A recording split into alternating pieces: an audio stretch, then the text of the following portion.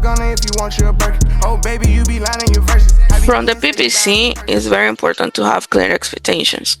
I always talk about expectations first because these are not paper leads. Normally, the paper leads, you have people calling the leads or texting them. On the PPC, these are, coming from websites, different web forms. We try to make it simple for the sellers because if you start asking too much questions, then the ad spend increase, right? Yeah. Because you are doing something much niche. The houses are off market always. We double cross the reference. We check them on Zillow, Redfin before it goes to you, or they can go direct. And if anything comes listed or sold, you just let us know and we replace it. These are lists that you need to call and text. I've been very successful using my own PPC. As you know, I'm a student from RJ Bates, and I not always was successful.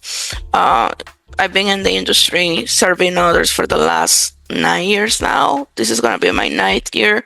I was only doing cold calling, text marketing, skip tracing. I come from that background, but I always wanted to be a wholesaler. So I just began officially last year, and I was intentional. I was like, I'm gonna do things right.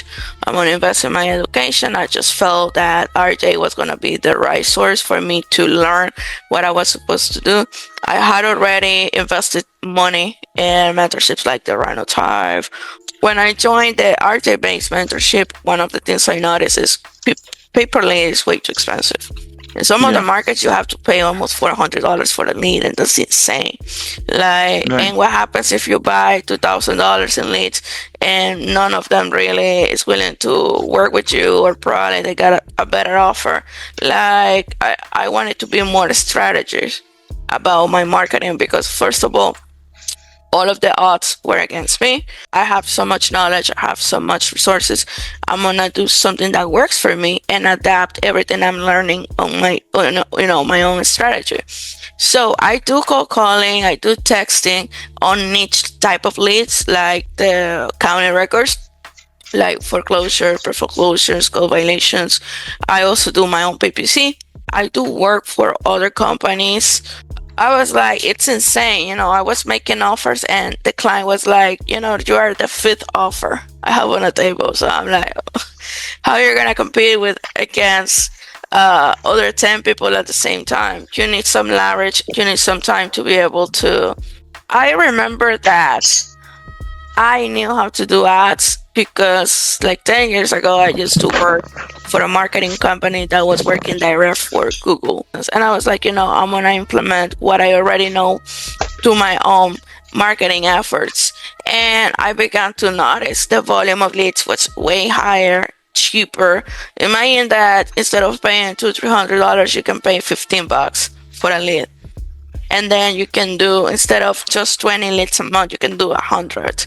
That maximizes your efforts. It maximizes your profits, and it maximizes the opportunities. And the only thing that you gotta be realistic about PPC is that not all the 100 leads that you may buy are gonna be ready to sell. Some of them are gonna be window shoppers. There's gonna be some people that you're not gonna need to nurture, that are gonna require more time. But there's gonna be some solid ones that are like, yeah, give me an offer, I'm ready to do something. And it's gonna require skills to close them. But one thing that I noticed and why I did last year, I only did my PPC and my county records and my core deals. And I don't know everything. I'm not the most proficient. The only thing that I did is I stay consistent. I put down a system that I know it works, and I just stay consistent. At the beginning was a little bit rough. I was a little bit rusty. Now I'm more comfortable on the phones. I began getting this one call close. Not all of them worked out. Some of them were like, no, I embrace no, and most of them. But to be able to get to those work contracts, I was super consistent. I have my SMS campaigns going on these leads. And if you guys buy leads from me, I would share my own intros, how I handle objections. I try to sound fresh and a little bit different from everybody else. I love the RJ Bay process. That's the same process I go through. I just try to use different words to stand out a little bit more, like to sound a little bit more professional. Not everybody feels comfortable with the, slang or like just repeating someone else's words. I believe that you're gonna be successful because you are yourself and you have a structure. And it's okay if people is not ready to work with you. Just stick to the process and you keep on going. Doing fewer leads than doing this crazy 10,000 blasts a month, or doing it's way too much. Like, you're not gonna be able to handle them, or they're not gonna be realistic. It's not the same someone who went on a site, subscribed for something, and than someone that it's just like, well, if you want, give me, I have a big equity on my property, like, give me my equity and I sell. Of course, not everything is perfect. Like I said, there's gonna be window shoppers, people that is gonna be like, no, I'm not interested, or I was just curious. But there's gonna be people that is ready to roll, and those are the ones, the most important ones that you need to hit.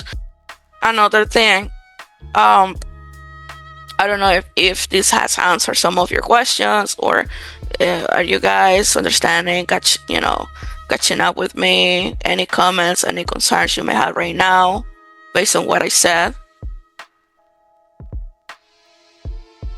So pretty much what you're saying is you're saying keep doing the SMS until we have at least 3 months to be able to invest in the leads.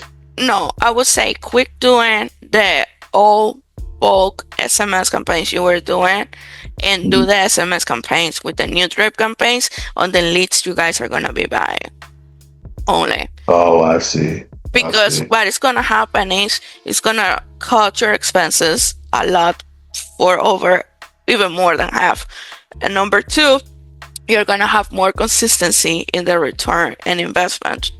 But what I'm saying is, don't buy just 1 month, because then you have leads that you're gonna have to work 60 days before you get them under contract.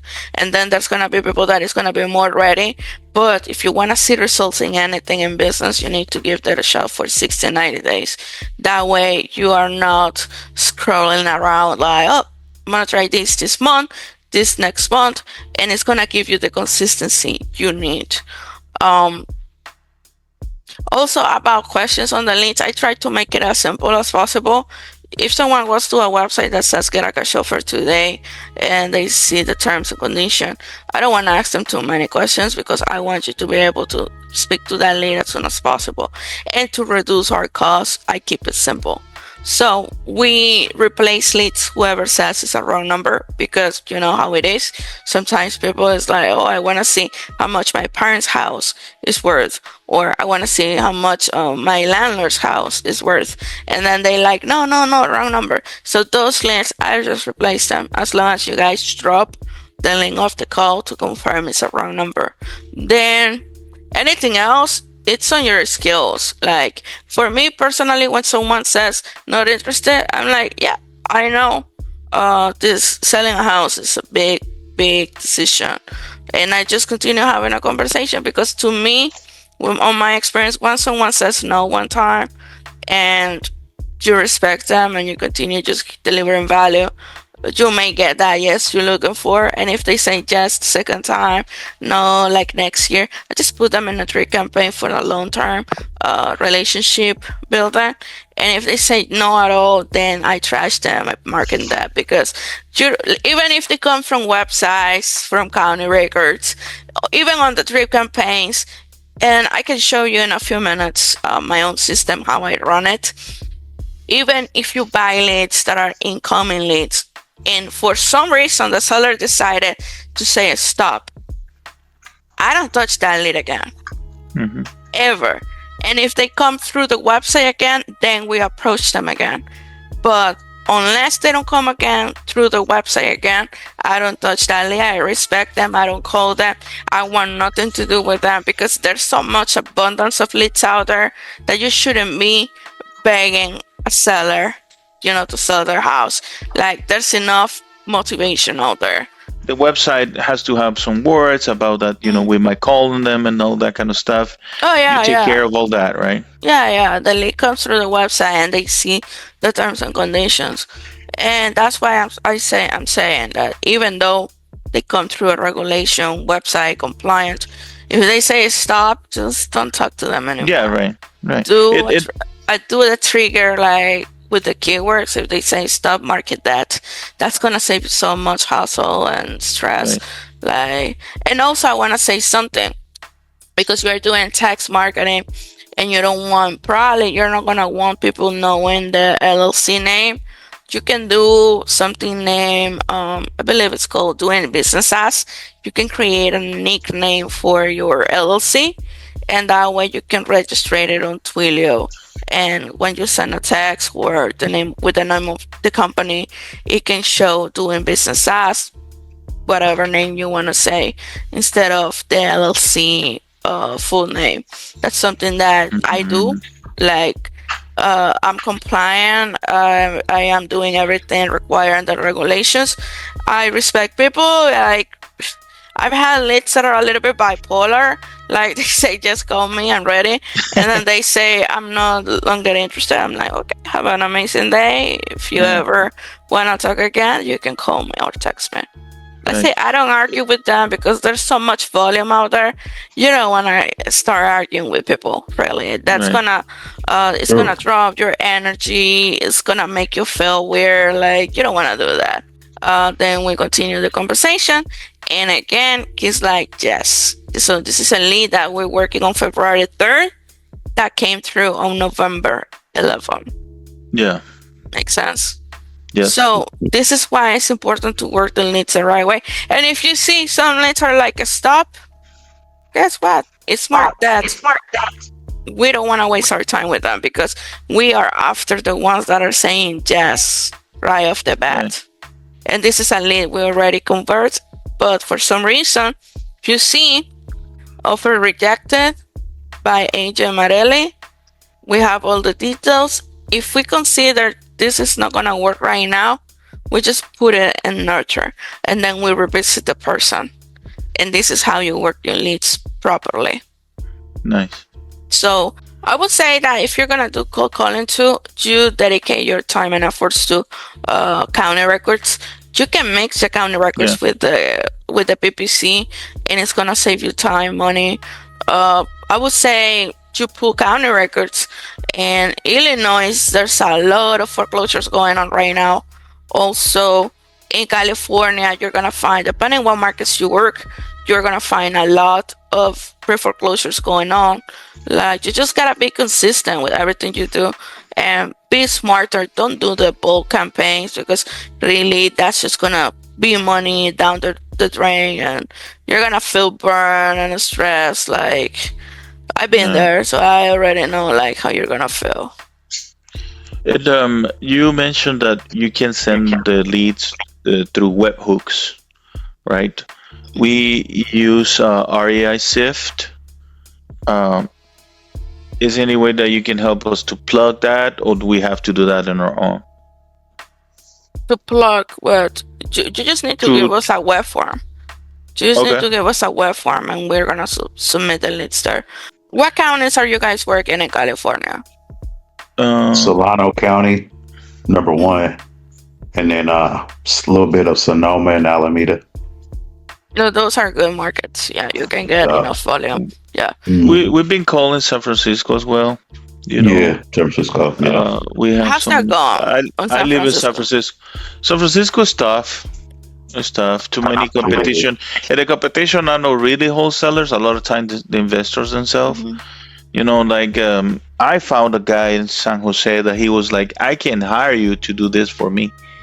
Like that's how they do it. But we have seen a guy, that we met through RER Sift, that he's in the Bay Area and he's been successful. So we're like, why not us, right? Yeah. He has a big team on cold calling. That's how he has done it, and he's been successful. Like you said, anything is about how consistent you are, right? Yeah. Like, If you do this the right way, for the next 3 months, you're gonna be successful because you're gonna have enough consistency and you're gonna have enough efforts put into this the right way. You're gonna be saving a lot of money at the end of the day. And I mean, California's a deal. Like, you just need a deal to cover for your marketing expenses for Yeah. a year. That's right. Like, That's all it is. yeah, That's all it Yeah. is. that's all You it know, is. those And ins- I love. I'm sorry. Go ahead. No, I was gonna say he closed his first deal. What it was? What 250? 250 on his first deal. This guy. Yeah. On his first And deal. when he closed that 250, that's when he hired all of his staff. He hired all his co-callers. That's So- all it takes. You're gonna start having small deals, medium size, but once you have already the consistency, the big deals start coming through. Right. That's for sure. Like, if you want 100 leads, you pay for the 100 leads up front, because we use the budget for the ads and we need to do it up front. And all of Okay. that might work. Then when you complete the amount of leads, the leads are not gonna come. For instance, if you get 80 or 100 leads, those are not gonna come in a week. Those are gonna be on drips. Probably in a week you may get 20. Next week you may get 15. Probably 100 leads you will get them in 5 weeks or so. Yeah, Okay. but they will come in drips because those are live leads. You don't get them like all at once. Right. Just whenever they submit the information.